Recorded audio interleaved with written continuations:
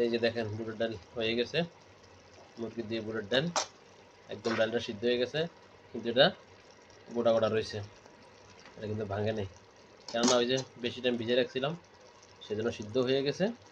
এই যে দেখেন একদম দেখুন।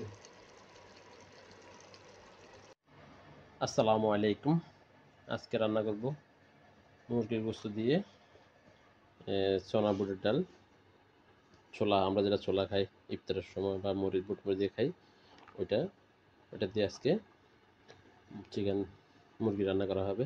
তো এই ডালগুলো আমি আগে 3 ঘন্টা আগে ভিজে রাখছিলাম, আর এই মুরগির গোশতটা হালকা হলুদ টলুদ দিয়ে মেখে রাখছিলাম।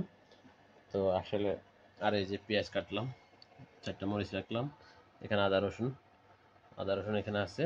তো এখন আমি এই যে চুলা জ্বালাইলাম, তো চুলা জ্বালাই এখন তেল দিতেছি। তেল আমি বেশি খাই না, তারপরে একটু ভালো করে খাইতে হলে একটু লাগে তেল, কী করব, তাই আমি কিন্তু এই তেলটা খাই, অলিভ অয়েল তেলটা খাই। আপনারা এটা একটু ভালো আছে। তারপর দিয়ে দিলাম লং আর এলাইচ, তো একটু ফ্লেভার ভালো আসবে। আগে আমার মনে হচ্ছে, তারপর দিয়ে দিলাম কটা পেঁয়াজ,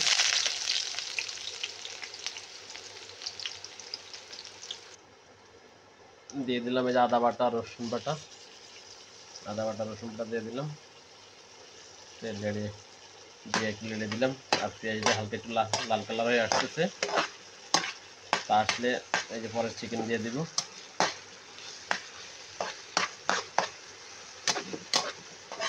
আসলে আমি এভাবে রান্না করি।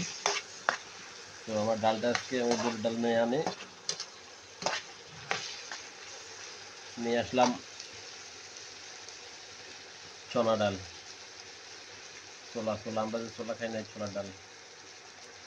তো এখন আমি দিয়ে দিব মুরগির মাংসটা, এই মুরগির মাংসগুলো দিয়ে দিব।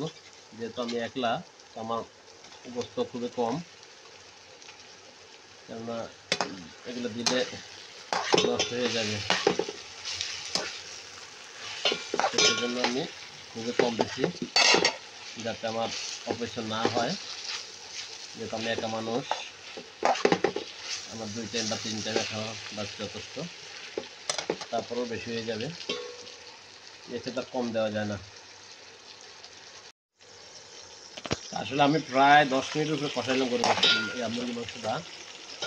10 মিনিটের পরে কষানোর পরে আমি এখন বুটের ডাল দিয়ে দিব। বুটের ডাল দিয়ে আবার 10 মিনিট কষাবো। এখানে আমি এখনো পানি ব্যবহার করিনি,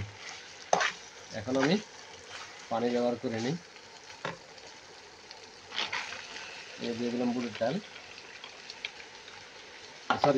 না, দিয়ে দিলাম আমি এটা ছোলা বুটের ডাল। তো ছোলা বুটটা দিলাম কম, মনে হয় যে এটা ফুললে আরো বেশি হয়ে গেছে। তো আসলে আমরা তার এত স্মার্ট না যে আমাদের মা বোনের মতো আমরা পাস করতে পারবো, তারপরে আমরা যেটুকু করি ইনশাল্লাহ আমরা 2-1 খাইলে যে বলে না যে খারাপ, ভালোই বলে।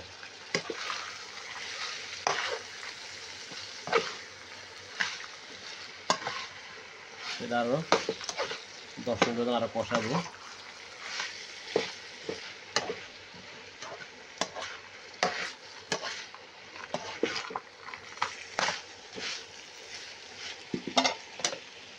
হালকা একটু আমি পানি দিয়ে দিই, যাতে শুকনো হয়ে গেছে, এখনো পানিটা দিয়ে কষাবো ভালো করে।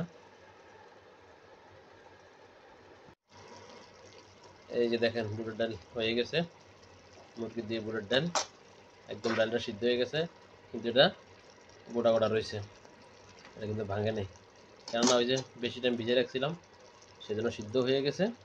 এই যে দেখেন একদম দেখুন।